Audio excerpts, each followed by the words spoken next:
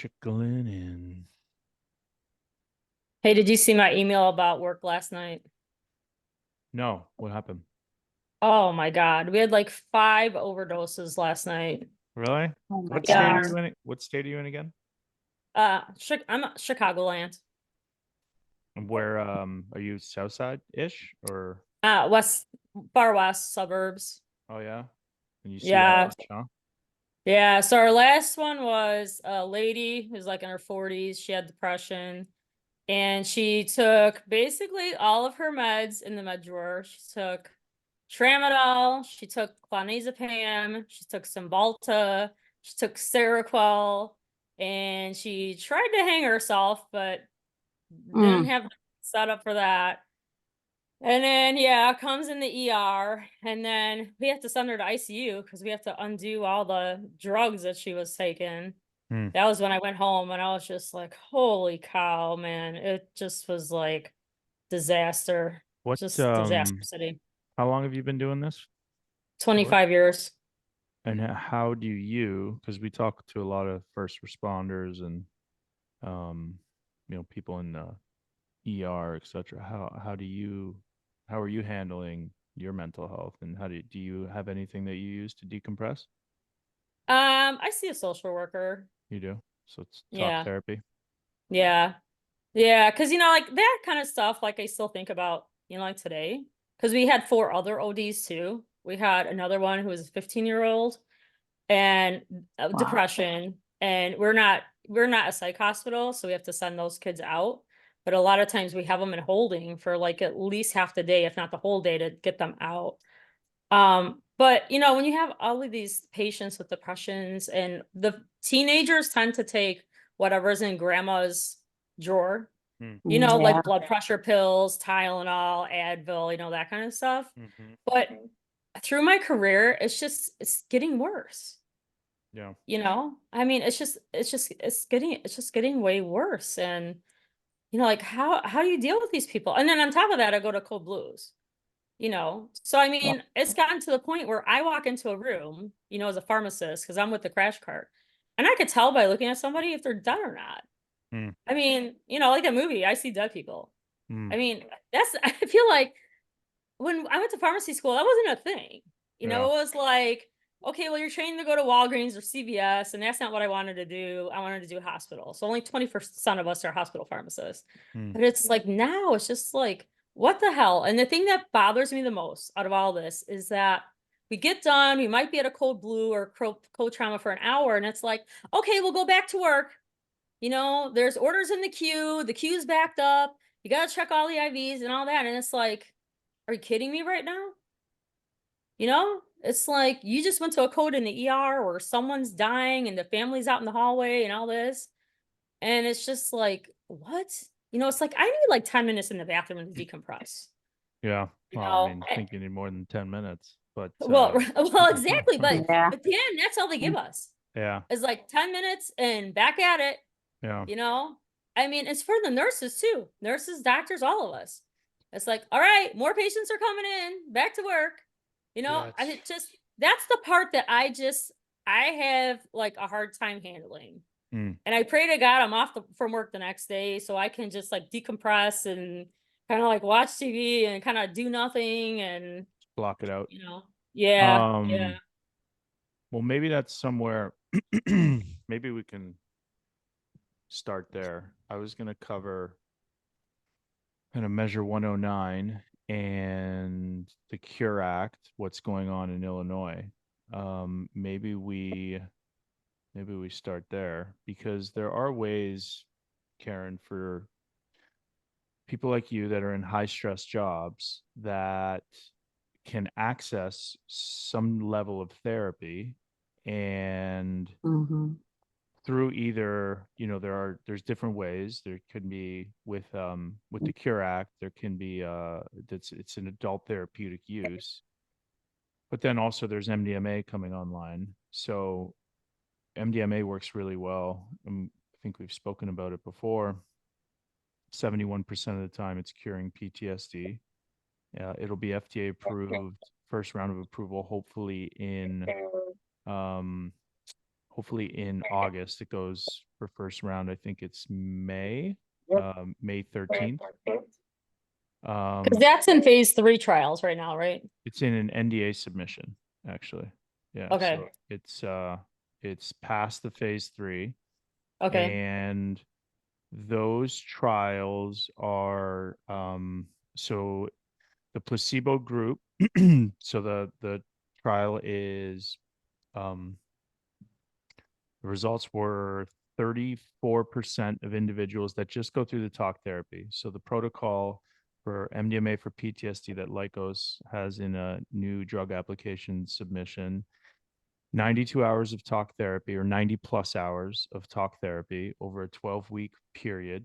And there's only 3 administrations of the actual MDMA with 2 therapists in the room. So a lot of these medicines, and I don't know if I've relied on it enough, rely on, or have said it enough, rely on psychotherapy. So one of the most crucial things to understand about Karen, for example, is you're going to talk to 2 therapists, and you're going to prepare so that the 2 therapists who are going to be sitting in the room, one for oversight, and then, one for understanding who you are and what could come up during the ceremony, that we need to understand your trauma. So 50% of the trial participants were sexual abuse survivors, and then 50% of the other trial participants were veterans. And just going to mute because there's a little feedback. Um, and what MDMA specifically does in a therapeutic dose, so we're talking about between 100 to 120 milligrams, is number one, people associate MDMA with ecstasy or Molly. That's not what it is. It's pure MDMA. It was used in the 50s, 60s, 70s. Lots of great clinical trials done, but it shuts down the amygdala in the brain. So similar to what psilocybin does, where it shuts down the default mode network, MDMA shuts down this area where we hold our fear response. So, say a veteran or a sexual abuse survivor, they're going to go in, and on these psychedelic doses, as you prepare somebody, you're going to prepare them, or I'm going to prepare Karen to see what most affects her, so that you're going to face this trauma. You're going to be able to, while you are on the MDMA, it lowers down your emotional response to speaking about the trauma. I don't know if you've ever been in therapy. I've been in therapy. There's EDMR. I don't know if you've ever seen like there's like lights on a bar that sometimes a therapist use to kind of trick your subconscious into telling them about the thing that is bugging you the most. And the thinking there is you don't have that heightened spike of emotion. Similarly, when MDMA is on board in one of the 3 administrations, you will not have that heightened spike of emotion. So you'll be able to talk through this trauma that has been governing your life, or that you need to decompress from. And then obviously with one administration every 4 months, then you're obviously integrating those lessons learned. And if I'm a clinician, right, even though the FDA is prescribing Karen 12 weeks, 90 hours of talk therapy, and then 3 administrations, if I think Karen is healed enough, right, after 1 or 2, we can stop the protocol. If I think that Karen needs more, then we can adjust the protocol accordingly. But it's a really great medicine. People will be able to get insurance reimbursement, similar to how they're getting insurance reimbursement with Spravato, which is S-ketamine. So that's coming online. Really amazing medicine. One of the things that is definitely lacking in that space are 2 things, actually. It's, yeah, and go ahead and put your questions in the chat as I'm talking, and we'll get to them. And if something, I don't know if anybody, if we have repeat customers, but if something like last time happens again, I'll end the meeting and then just come back in. And we've got some safeguards that we're going to put in place here next week. Um, so ketamine available now, Spravato, insurance reimbursement. We're going to see how payers are going to reimburse. But I have seen the BCG report. So the 2 things that are lacking the most are the real estate, where the BCG, Boston Consulting Group, and does a report on most drug companies' commercialization and marketing strategy. and how this drug is going to get prescribed and get to people. And they estimated that MAPS for MDMA in the treatment of PTSD, Lycos now, they want to treat 1.1 million PTSD survivors. There's over 9.8 million, probably more, underreported in the United States. So 10% of this market. And they are estimating that they need 16,000 clinics built by 2031 in order to treat 1.1 million people. They also, I believe it's 150,000 facilitators or therapists that need to be trained in the MDMA protocol in order to be knowledgeable enough to prepare, sit, and then integrate these lessons learned with individuals. So we are, because I owned and operated these ketamine clinics and I saw firsthand of taking money from my drug development program into expanding this clinical footprint. If there was a REIT, it's called a real estate investment trust, that can partner with physicians that are well qualified to either expand their existing practice and then help them do a sale leaseback if they own their property, unlock cash to then help them expand into a new area, and then do a build out for them and lease back these properties so that there's no strain on the actual physicians in the business and they can continue to operate in their existing practice as that's going on. We're helping to build out that existing footprint, which does not exist for experiential medicine. So ketamine, there's about 2,700 of these. I'm just gonna mute you, Keith. There's about 2,700 of these clinics right now that are operating, and ketamine is similar. There was no a lack of infrastructure for quite some time, and then the infrastructure caught up once physicians were able to build. What's up was these kind of I would call it like 7x7, 8x8 rooms. They're pretty small. Now, these ketamine clinics, everyone asks, well, why can't they just use the ketamine clinics once MDMA therapy comes online? That's because these longer duration therapies need two therapists in the room with the patient. And you want to have things like, a bathroom, because you don't want to be walking an individual who's under the influence of some of these medicines into well lit areas. I don't know if anybody on here has been to the party where or taken too much of a dose and gone to a concert. That's the essential bad trip because of the lighting, the noise, people that aren't on the actual medicine. You want to guard against somebody actually seeing anybody during these ceremonies as well. So those are the way that you get the best results. And MDMA for PTSD, if followed properly, works 71% of the time. BCG also did a report for payers, not only the commercialization and marketing strategy, they did a report for payers, insurance payers, on what the public benefit of curing somebody of PTSD is, because and that's a 3-year benefit because these are cures. 71% of the time, a year later, people are no longer qualifying for a PTSD diagnosis. That means they're healthy enough to go back to work. So they kind of quantify putting people back into the workforce um, and all of the other things that go into, getting back into society and being a healthy operating version of an individual that can contribute. And they came back with $73,000 that payers would pay or think that they would cover for this type of treatment. There's a lot of, obviously, the psychotherapy is a large cost, and MAPS, now Lycos, wanted to keep the drug to a very low cost. So there's a lot of clinics out there that I know that are going the nonprofit route, and 50% of who they want to treat are all lower income. So similar to Oregon, where there's a social equity plan, there's a lot of people focusing on that. So it'll be interesting to see the way that this rolls out. But in short, some of this therapy early on is they might have large copays, etc. We will see. But the more that physicians get trained or therapists get trained to be able to sit with individuals, the more facilities that we have, obviously the access will then expand.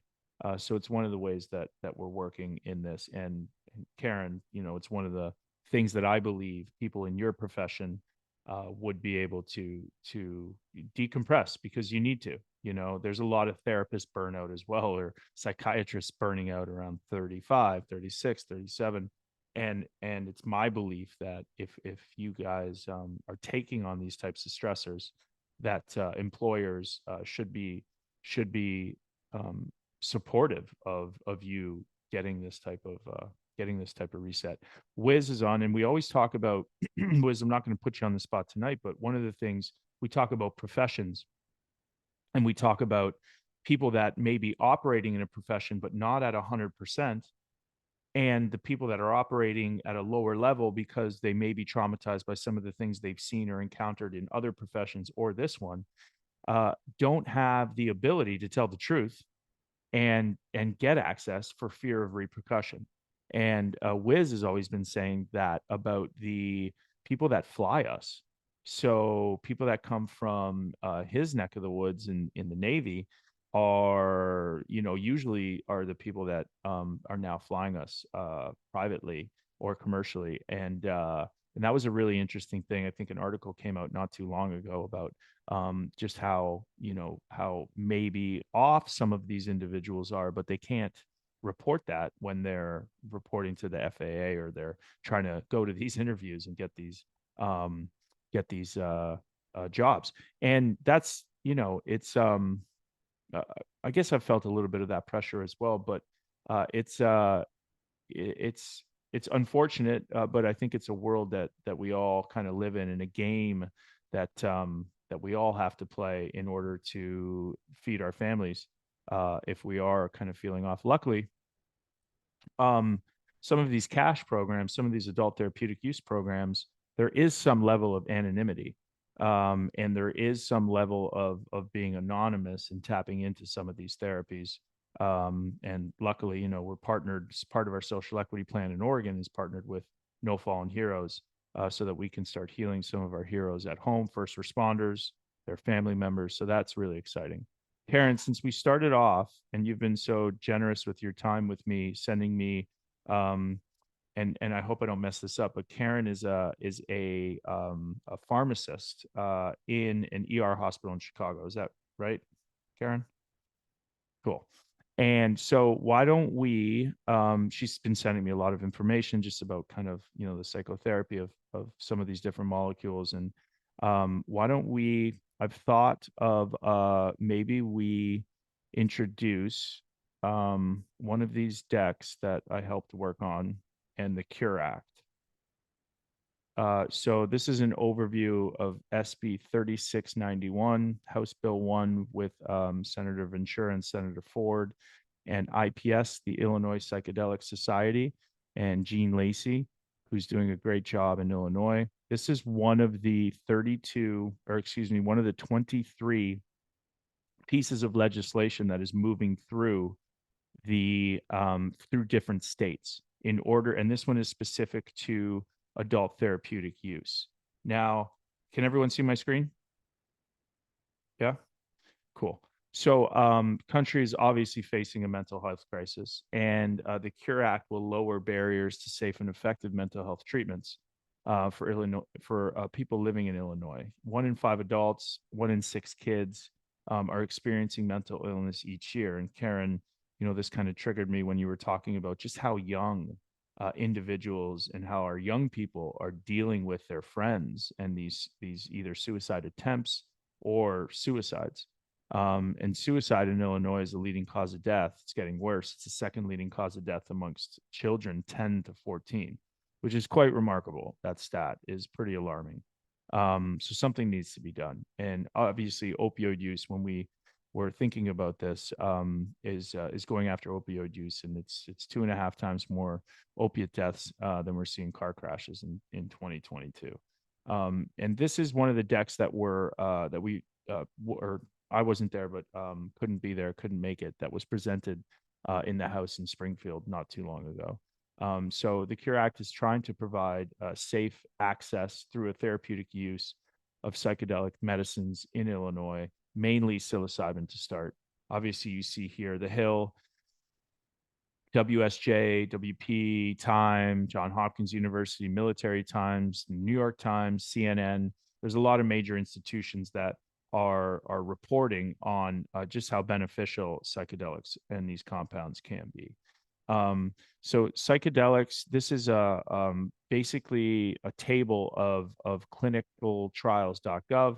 Some of the most researched and most well known, because it is going for an NDA submission, is MDMA for PTSD.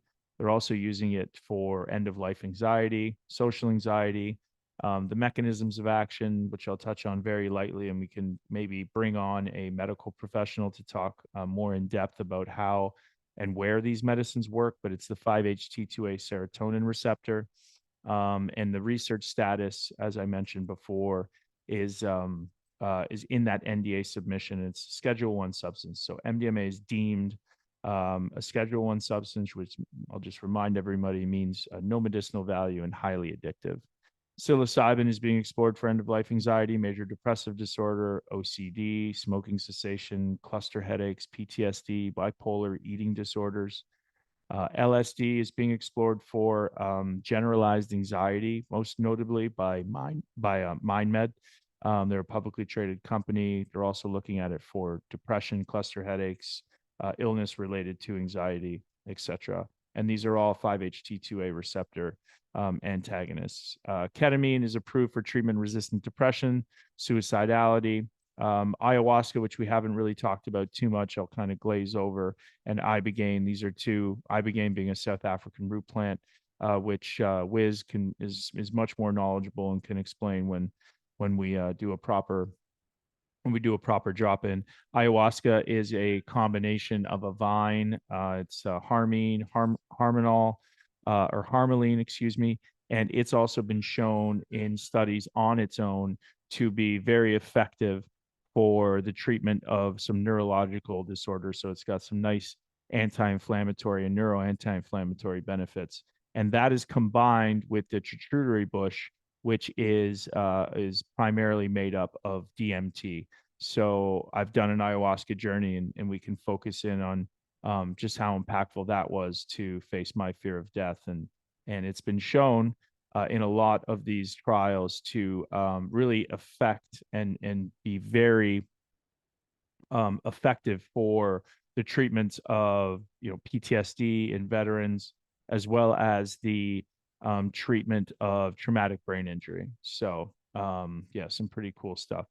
So here, why don't you guys? I'm gonna play this video for you, and I'll be right back. Somebody wants to say hi.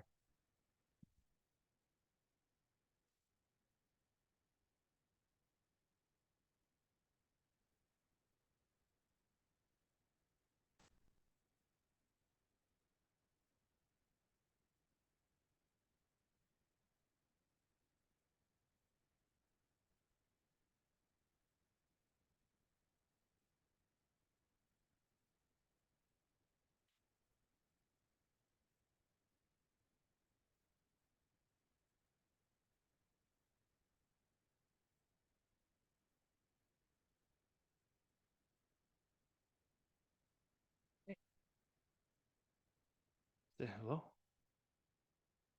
Okay, she's pounding on my door. I don't know how this is gonna go, but we shall see. Good. This is little Edie. So, as you see here, this is the Beckley Foundation, and this is a representation. So, in 2014, I saw this. This study was done. It's basically, a placebo brain on the left and a brain that is on psilocybin. And what you're seeing are left and right brain hemispheres communicating at a rate that's never really been seen before. It's an illustration of desegregated connectivity. And this is really the video and the images that I saw that convinced me that psilocybin could possibly, which is the active ingredient in magic mushrooms, could possibly be an answer. And I thought that because I was going to clinics that doctors were basically telling me through some pretty extensive diagnostics, right? Some pretty extensive diagnostics that they were going to be able to identify areas of my brain that were shut down due to trauma, and wake them back up. And they were going to do that through a number of different ways. Go. One of the ways that they were going to do it is The eye-brain axis is very strong, so they take QEEG along with memory task tests, along with balance tests, along with language tests, and obviously all of these things live in a very specific area of our brain. And if we have deficiencies based off of my symptomology and all of the other tests that they were doing, a lot of balance tests as well, they would be able to kind of pinpoint an area of my brain that may be shut down due to trauma. And then their narrative was that they can help me with exercises that could wake these parts of the brain up, essentially getting them communicating again and essentially rebooting them. I thought that was great.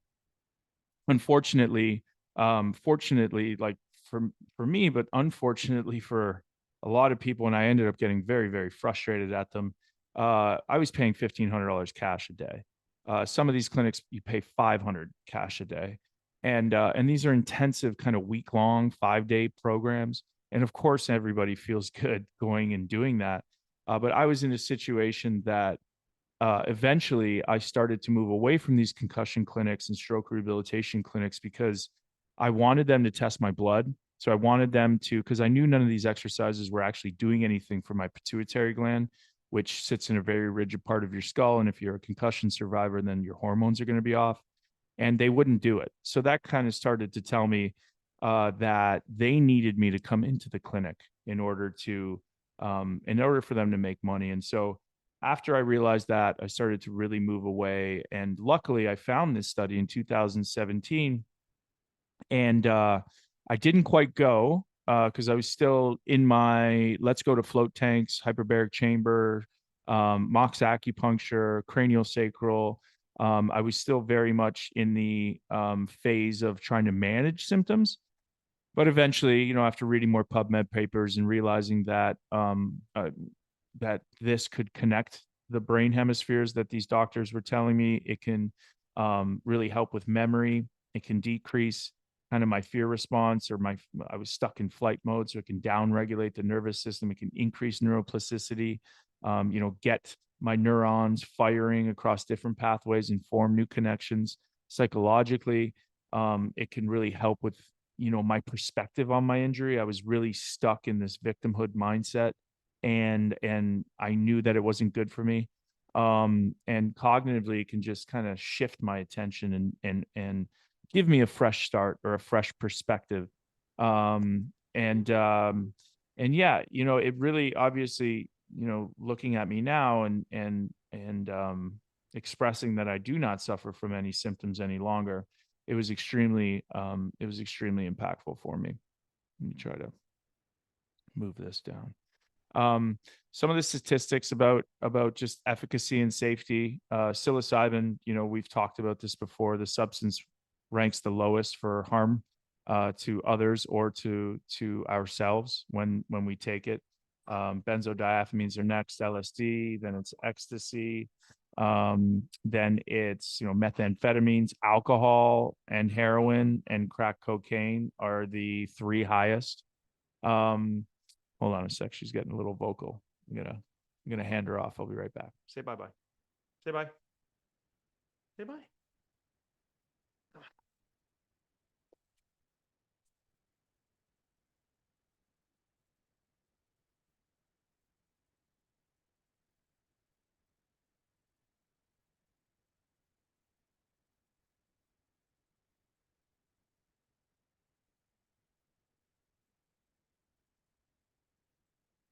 So we've talked about how the FDA has deemed psilocybin FDA breakthrough therapy designation for three different companies: Compass Pathway, treating treatment-resistant depression; USONA, treating major depressive disorder; as well as a psilocybin analog, meaning that it's not, it's a deuterated molecule, meaning they added somewhere on the scaffolding or the structure of this chemical psilocybin a hydrogen molecule to tweak it so that they can get composition of matter patents, so that it's a game that big pharma companies play so that they can block out other companies if they do get approval for a certain indication for generics or for using their specific formulation to treat X.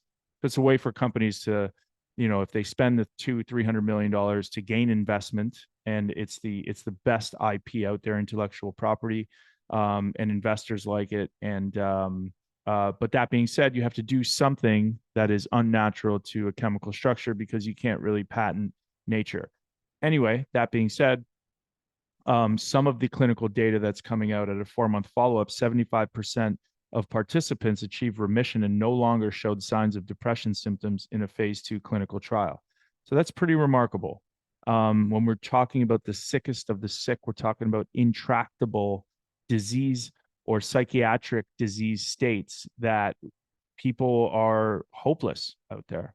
Nothing on the market is really coming close, and these work 4 times more. They are 4 times more effective than any SSRI or antidepressant. Um, so the Cure Act will allow, similar to Oregon, licensed facilitators to provide supervised psilocybin therapy to adults seeking treatment for mental health and neurological conditions that have been resistant. So this is a little bit different than Oregon because in Oregon, we don't call people patients, we call them clients, and we aren't treating any mental health or neurological disorders or psychiatric disorders. We are just taking in clients. This isn't a medical program, so to speak. Colorado, with Prop 122, is taking it a step further where you can be dual licensed. In Oregon, you can't. You cannot hold, so for example, a psychiatric license or a psychiatry license and do cash-based psilocybin in your clinic. That's different in Colorado, and it's going to be different here. They want to establish an advisory board under the Department of Finance and Professional Regulation. They create training programs for ethical standards, licensing requirements, which has already been done in Oregon. It's already being done in Colorado. Psilocybin will be available solely for supervised adult use. So there will not be, and this tends to muddy the line, there won't be adult therapeutic use, kind of recreational. This is not, although this is um, a regulated system in that, for example, Measure 109 has licensed facilitators who are able to sit with the medicine and have to go through 140-hour training, sit with the individual while they are going through this trip or hallucination or journey or ceremony, whatever you want to call it. They have to be, facilitator has to be within a licensed service center, which is one that we're opening in the next 30 to 60 days in Oregon. And that service center has social equity plans and a bunch of different qualifications to get a license, safety, as well as cameras and certain egresses, etc. And then you buy the mushrooms from a licensed manufacturer. So a licensed person grows them. And before you can buy them, they have to pass testing. So there's no adulterants or anything of that nature. So it is a very regulated system. You can have confidence of these full spectrum mushrooms that you're getting have been tested, have been grown responsibly. And you can have confidence that set and setting, which are very, very important to a successful therapy and a journey, you can have confidence that these individuals who are helping you through this are experienced. And then obviously you take it a step further. Some of the best places and some of the things that we're working on as far as software is going to be an integration tool so that there's ongoing learning, there's ongoing integration, because really this is just the beginning, right? Giving somebody a new set of eyeballs or perspective and shaking up who they thought they were, how they identified with certain indications like depression and anxiety, and then putting them back into their life without any type of support on how to now live your life and integrate these lessons learned is quite frankly irresponsible. And so, the preparation, yes, extremely important for people, but also even more so important is the integration afterwards. So, as we've mentioned, including Illinois, there's 23 states investigating and pursuing these legislative options. Illinois joined several exploring this legislation. Is it going to go through? I don't know. I think that there could have been things done a little bit differently in order to create more awareness, in order to, get more funding, in order to then educate the public a little bit more. This is a little bit different than the bills that were introduced, a different way to go about it in Oregon, where you have people voting, similar to Colorado. Utah recently passed a psychedelic bill unanimously to allow the University of Utah to prescribe this through medical professionals, MDMA and psilocybin. Arizona's passed a bipartisan bill. Missouri, Indiana, New Mexico just passed one, 37-0. These are some of the organizations that are in support of this. And there is a call to action for Illinoisans. If you're watching this, reach out to Gene Lacey, go to their website. And there are obviously, goes without saying that there's serious consequences to not getting some of these things passed, because the reality is that although some of these medicines are close to um, close to approvals through the FDA, if you do not have treatment-resistant depression, if you do not have major depressive disorder, you will never be able to access these medicines. If you do not have PTSD or a diagnosis of PTSD, unless somebody is bold enough to give you off-label use of some of these medicines, you will not be able to go and use them to your advantage. And then once you're well, you also won't be able to continue to use them, because although it sounds like this is a panacea, things do happen after a year. Things do happen after 6 months, and these journeys, although they can stay with people, and most people, 80% of people actually report that this is a top five experience of their life. Life does happen. Stressors happen. Processed foods happen, and certain things continue to deteriorate neurologically. And luckily, all of these substances have been shown to cognitively enhance and benefit people at a neurological level, which is really exciting. And I find, I know, not I think, I know that these other molecules that we haven't talked about yet, like 5-MeO DMT, which is a short duration molecule, also known as the toad, has been shown to greatly increase neuroplasticity and really help people with depression as well. It's a shorter duration, so not 6 to 8 hours like MDMA and psilocybin, but we'll probably follow the REMS, the risk mitigation strategy of ketamine, which will be 2 hours in a clinic.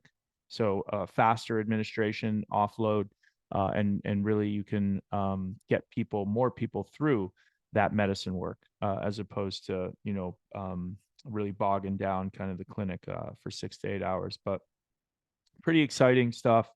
Your regular doctor's visit for a psychiatrist now is about 24 minutes.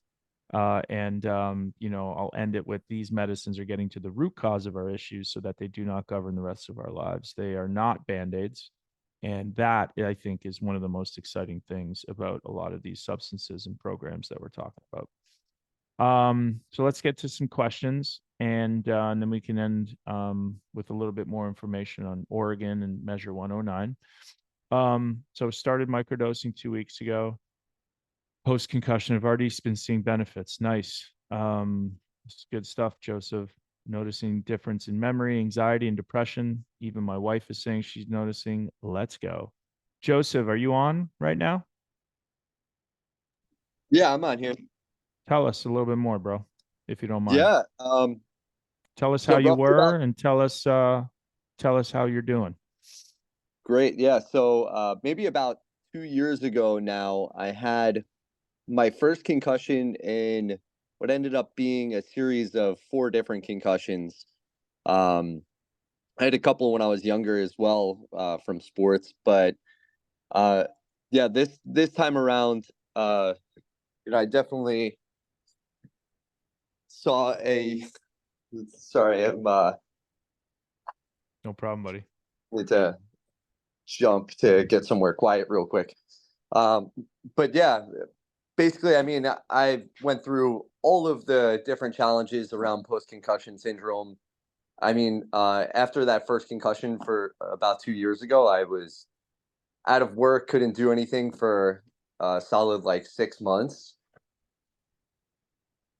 and was really just really far down. And yeah, and just had, I mean, everything you can imagine with post concussion, and ever since then, just never felt right. Had anything from slurred speech, anxiety, depression, suicidal thoughts. I mean, kind of everything. And finally, I mean, I came across some of your content maybe about a year ago now, and I was hesitating to try and go the direction of psilocybin, because I was concerned, like, am I going to mess with my brain or whatever the case may be. And I don't know, a couple weeks ago, I had the opportunity to get some psilocybin, and I just took advantage of it. And yeah, ever since then, it's just been like, ever since the first microdose that I took, I woke up the next day, and it's the first time that I felt like whole. I don't know how else Mm. to explain that, but it was the first time that I woke up and I felt whole, and I didn't feel depressed. And so right at that moment, I knew that there was going to be some type of benefit from it. And I've just been kind of testing, playing around with it a little bit, um, playing around with the doses and how often I should take it. Um, I'm That's still kind of figuring it out, but yeah, that's the I've right way to noticed, it's the right way to do it. Read the literature, and then like other things, right? Just kind of try different amounts and see what works best for you, for sure. thank you. Yeah, yeah. But I will say, I mean, I've been noticing I'm having conversations with people, and I notice that I'm able to pick up, somebody will ask me two or three questions. And sometimes before I would forget I would only answer one of the questions and I'd forget about the other questions that they asked me. And now I'm able to start having the memory to, I mean, I don't know exactly what it is, but I noticed that I'm able to pick up and I'm able to answer multiple questions if somebody asks me something. So I'm noticing a difference in my memory right away. And then I'm also noticing less anxiety and depression, like I said before. Um, Love it. so yeah, Yeah. I'm it's been tremendously helpful.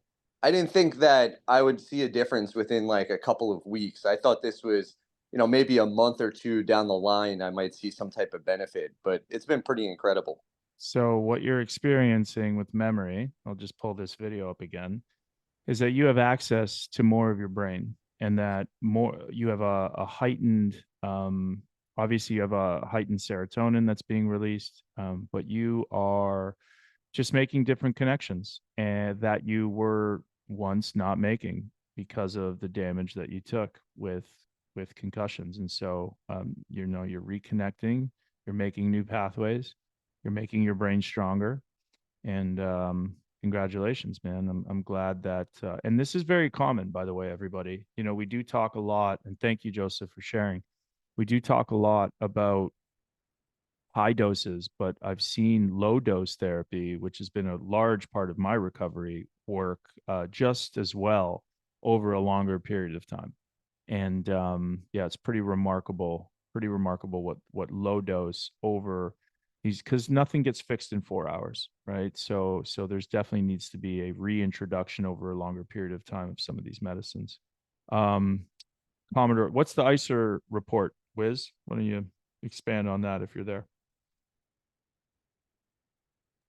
Yeah, man. Sorry, I was on mute. You're That insurance industry report that came out, and they said they allegedly had some problems with the way MAPS conducted those trials, and they're kind of sitting on their hands right now about whether or not they're going to recommend insurance companies reimburse for MDMA. Yeah, I saw that.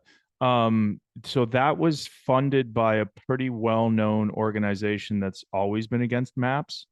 And there was a couple stories that have come out like that, questioning the trial results. And I believe there was already another investigation that followed, and they've uncovered that there was no wrongdoing. It'll be interesting to see what they do. Perfect. Okay. What did the V? I think the VA just put 20 million towards a bill towards researching MDMA and psilocybin through the VA. Cody Yeah. brought that up today. Yep. So, you know, I'm still hopeful, and there's been a lot of attacks on MAPS, right? The first through the wall is going to be bloodiest, but it's hard to deny the BCG report. It's hard to deny those things and listen to kind of some of the attacks. So hopefully that doesn't happen, because there's a lot of people that can benefit. And really, I mean, how can you argue against the 71% cure rate as opposed to Paxil or some of these other medicines that have these crippling side effects? So Precisely. No, well, I mean, as well as I do, all the veterans and folks we've been helping out with these medicines, it's literally life saving and changing. It just bums me out. I never get asked to be in any of these surveys or anything, right? Yeah. Well, I mean, there's I think that there's going to be a lot of these articles that are going to come out because it's getting closer. And I think we all know who doesn't want this to get too close. Yeah, Because follow the money. it's been a pretty good ride for a long time. And it's precisely why we do these and then put them on YouTube and continue to try to get this word out because if the powers that be had their way, they would keep you shackled to these pill bottles that sit on your counter that bring on these other symptoms for the rest of your life. And this is completely counter cyclical or counterintuitive, I should say, to what's making the money. So yeah, love you, Wiz. Wiz's foundation, No Fallen Heroes, the hat I'm wearing, and the organization that I work with. Um, they connect veterans, first responders, and their family members to psychedelic assisted therapy abroad, and they have an ownership stake and a big ownership stake in my life and in Oregon. And we're going to be working with them, putting on veteran retreats at least once a month at the very minimum.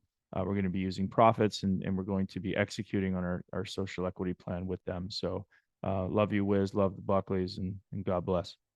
And we're going to bring Wiz on. Going to do a better job here of once things start to slow down. We're going to start planning some of these webinars with people like Rick Doblin, who's the head of MAPS, with people like Wiz, people like Cody, and other researchers as well. So you guys will have an opportunity to speak with them. And we're also going to be off of the heels of this. We're going to give people at least a 4-week notice, and we're going to be doing some webinars during the day. Where it'll be interactive. We'll bring researchers and veterans and testimonials of people who've been greatly impacted by these medicines and speak to everybody and try to educate. Is there enough of a pool of psychologists, people to train to staff these positions for ceremonies? Yes. So psychologists, psychiatrists are not the ones sitting in ceremony. So there are a lot of kind of talk therapists, facilitators, individuals that MAPS was very diligent in. All you need is a bachelor's degree in order to go to get trained as a in some type of form of training in some type of trauma. And so they were very diligent in understanding that it's going to be extremely cost prohibitive to have psychologists and psychiatrists sit with people.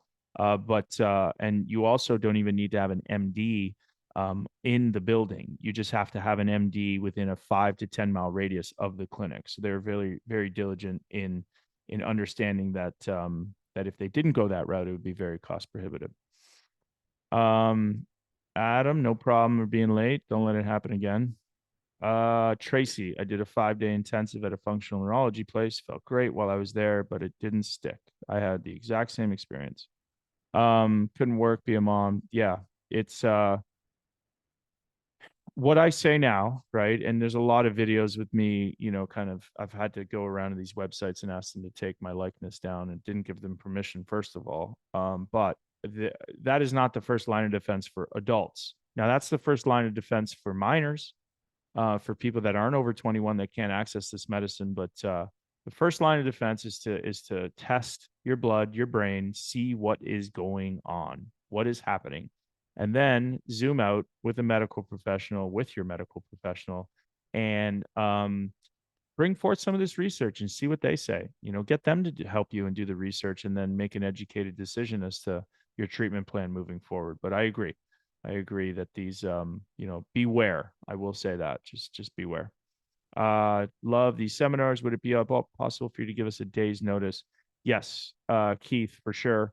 I have been swamped. We have our first retreat in Oregon, and last week I was traveling, so I tried to do 2 this week.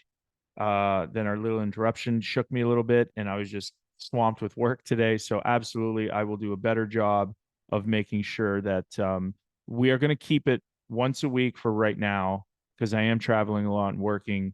Every Thursday at 7 p.m. we are going to do, because that's the feedback that I've gotten. And actually, what I might do is take a survey this week. You guys will see. Maybe I'll do a survey on Sunday. So if everybody could answer about the best times to the email that you get, and then we'll kind of go from there and pick the best date and time. And yes, this is going to be recorded. I forgot to record the last one. And yes, this will be on my YouTube. So all three will be posted. Mentioned your hormones. After your protocol, they improved. Absolutely. So I had the free testosterone of a 72-year-old male, which explained my brain fog, brain fatigue, energy levels. And I had the cortisol levels. My cortisol levels at the time, I was 32 when I first took my labs.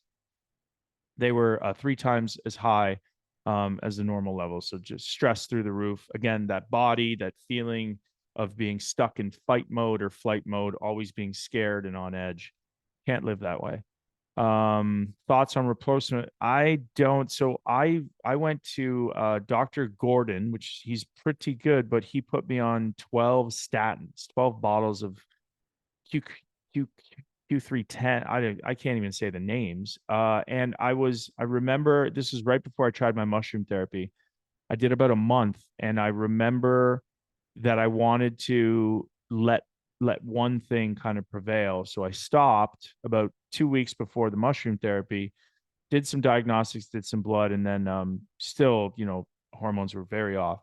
And 6 months after, they were completely equalized. So, I think mushrooms can do it. They did it for me. So, HBOT, yeah.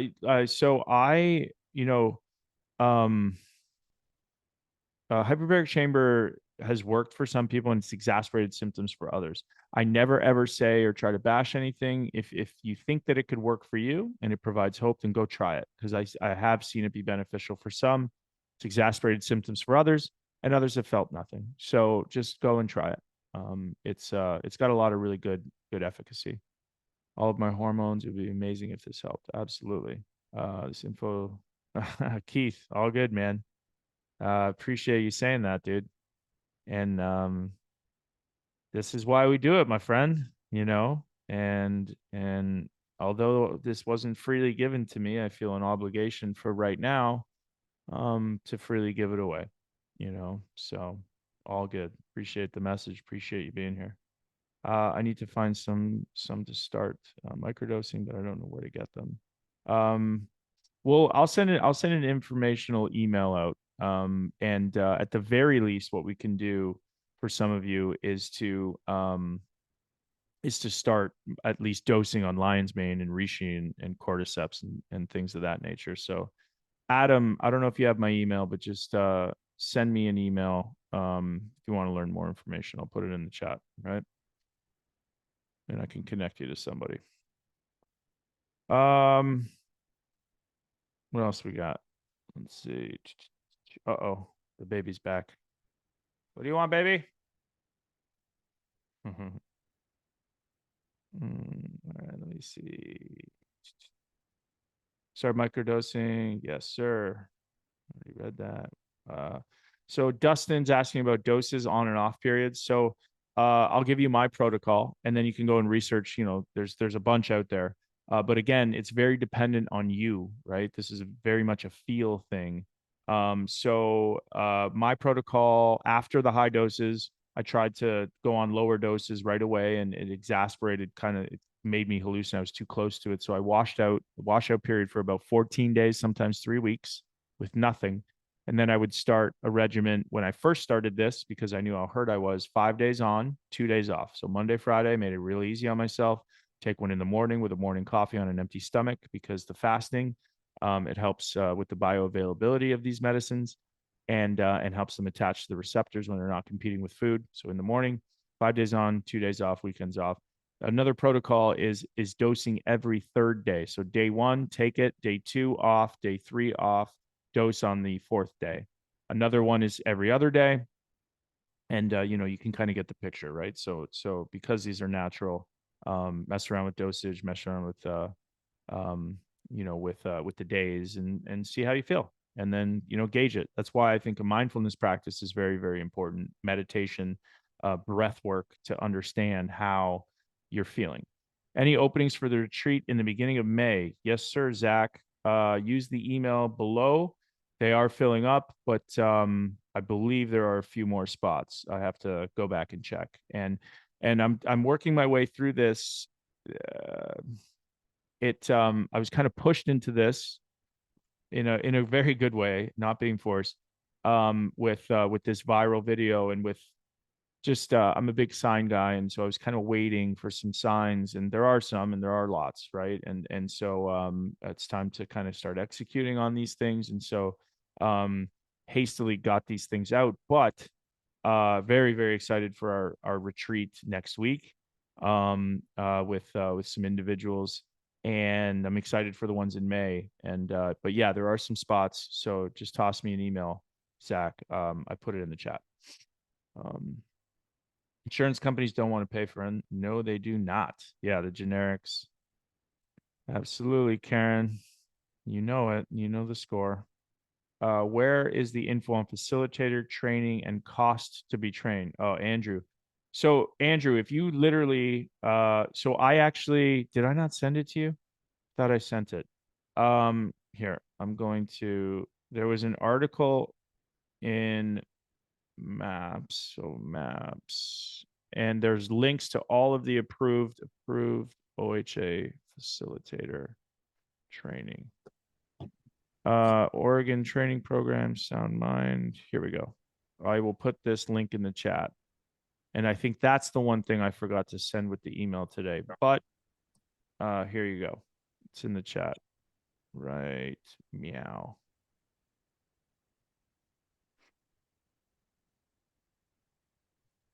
I'll also send it to you personally, Andrew. But before this Zoom ends, make sure that you copy and paste that, okay? And all of them, all of the approved people are in that article. Yeah, so Tracy, are you on the email list? If it, so I put the HBO link. I put the HBO link in the email, didn't I? No. Damn it. I am swamped with work. Okay, I'm putting it in this chat. Can you guys get it? You guys are gonna steal it? Get it. I will, and then I'll, for everybody that isn't here, I will put it in the email for sure. Let me make a note. HBO and survey.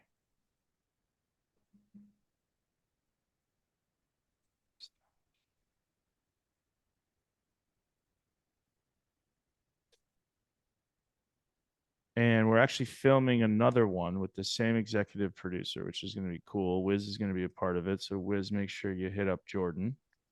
And there you go. So make sure you guys get those things, copy and paste them in your notes. And I'll also follow up with the HBO. I did do the John Hopkins link, so I got that, and for everybody, and then I'll do the survey for the best times for next week and dates. Okay. Let's see. What's this? Almost putting out of whack is a brain, my thyroid, estrogen. Yep. Mushrooms, I believe, can help. Had my blood tested post concussion. There are correlations between prolactin and TBI and pituitary. Got on some meds to sort it out, and this was a piece of my current hormones are not part of concussion recovery at these concussion clinics, especially in women. Yeah, and Lynn, there, women have it.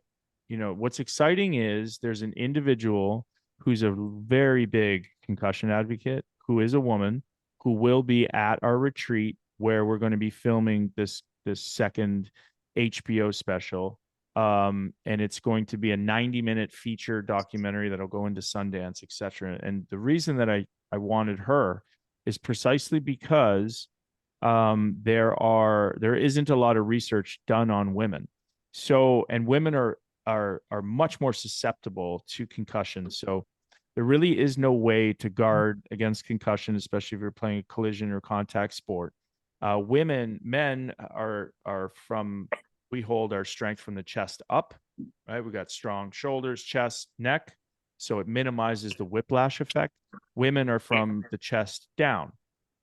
And so you guys are more susceptible because you have weaker necks.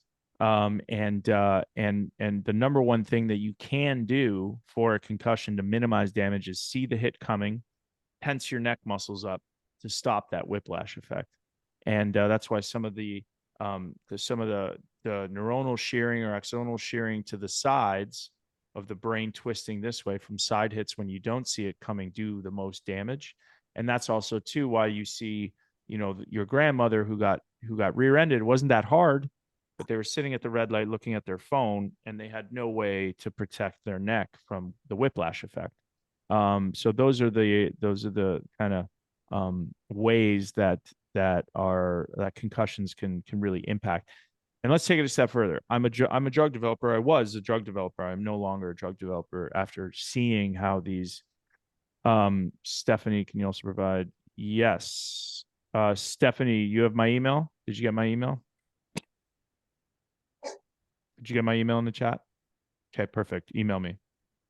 There's going to be an all women's retreat, by the way, in May.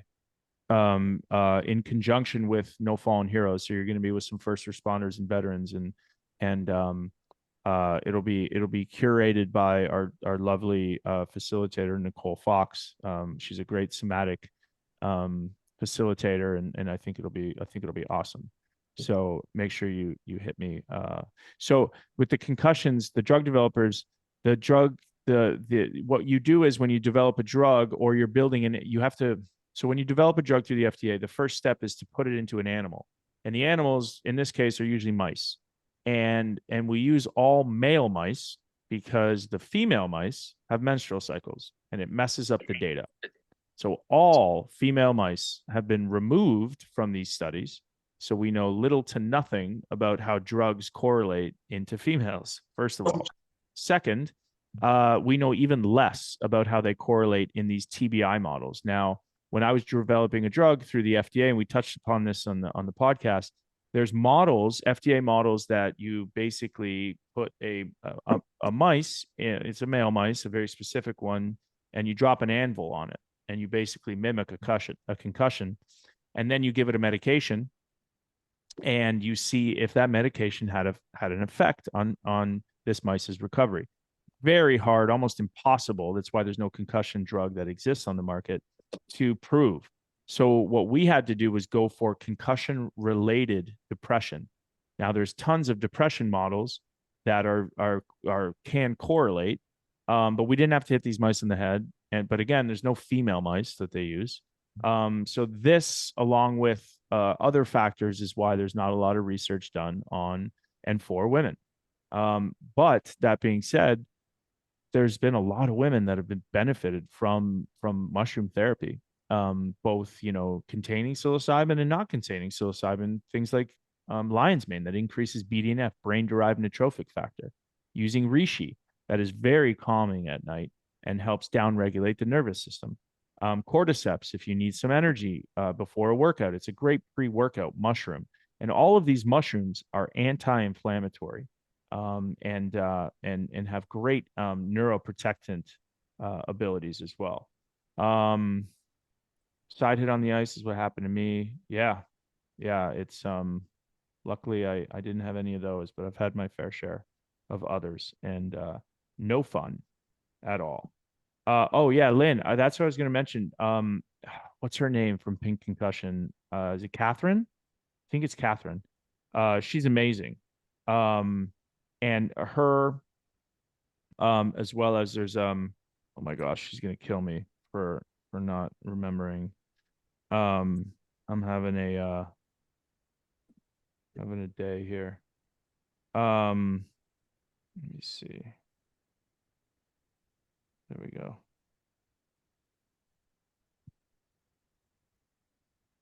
We were actually talking because we wanted to do something together for women when I was running Wisana. Yeah, it is Catherine. But they're an amazing, if people don't know about them, pinkconcussion.org, pinkconcussions.org. I am going to, let me see. There we go. We'll put it in the chat. There we go. Pinkconcussions.org. Pinkconcussions.org. Pinkconcussions.org. Pinkconcussions.org. Pinkconcussions.org. Pinkconcussions.org. Pinkconcussions.org. Pinkconcussions.org. I'm going to put this in the chat as well, because they're a really great resource. And then Kimberly as well has been great. Kimberly Archie, she is gonna kill me, but it's been a long day. So what else?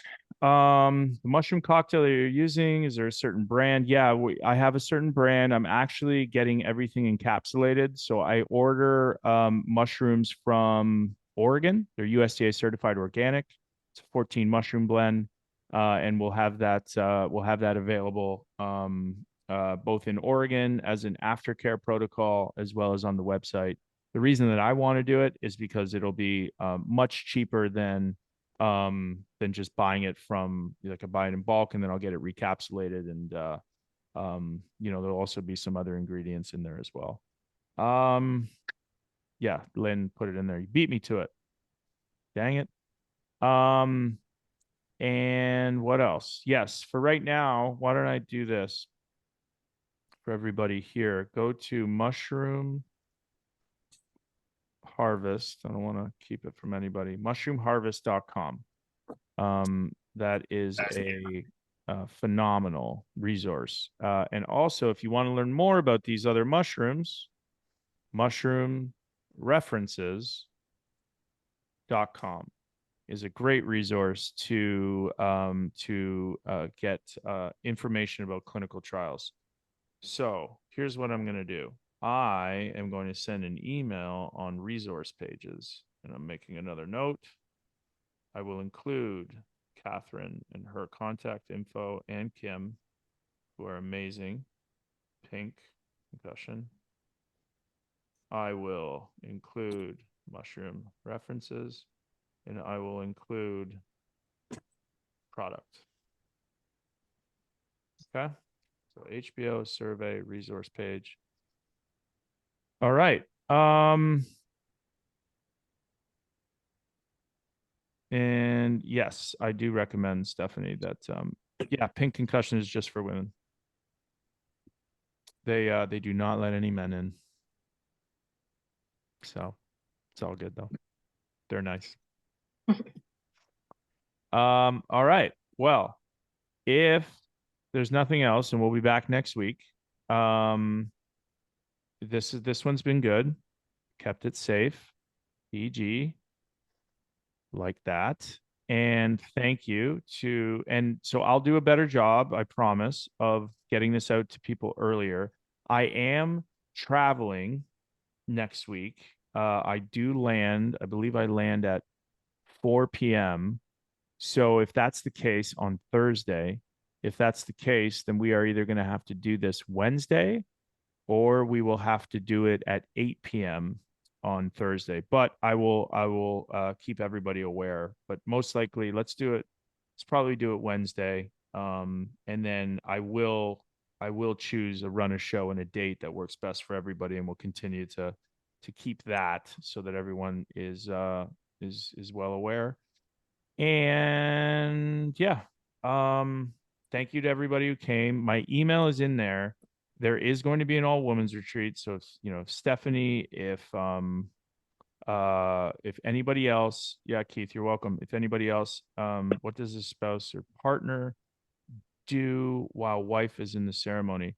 I mean, if you want to come, you can hang out with me. I'm not going to like facilitate, but there's other things to do in Oregon. We could go rip some bikes and stuff, or you can, if you got kids, you can babysit. Or you can, I mean, there's lots of things to do. So one of the things we do on Sunday is, go enjoy nature. All women retreat in May. Currently signed up for the one in mid-May. Okay, cool. Yeah, Lisa, Lisa, Stephanie, email me of what you're interested in. I've got a tracking sheet. We'll get you in. We'll get you guys locked into those spots and those dates. Was it the 18th to the 20th, Lisa? Yeah, I can go to Trailblazers game. That's true. Tracy, so I believe we're thinking if Lisa said mid-May, it's 18, 19, and 20. I believe we're thinking. But we can tweak those dates accordingly. So okay. Well, this was great. And we will see you guys next week. I will be on, I'm not post concussion, my husband John. Okay, cool. Well, so you can I mean, just come. Like, there's a lot of people that have asked about that. You can come. You know, we get a big enough house for everybody, and there's extra rooms, etc. So if you'd like to come, great. You can also, you know, let him travel, whatever. We'll figure it out. You can just email me, Stephanie. And yeah, this has been great. So I'll get this recording up on YouTube, and thank you to everybody for coming. And I will see you next week, and then I'll be answering your emails. Yeah, thanks again. See you guys. See you. Bye bye. Bye. Thank you. Of course. See you guys. Thank you, Lisa. Thanks, Karen. Thanks.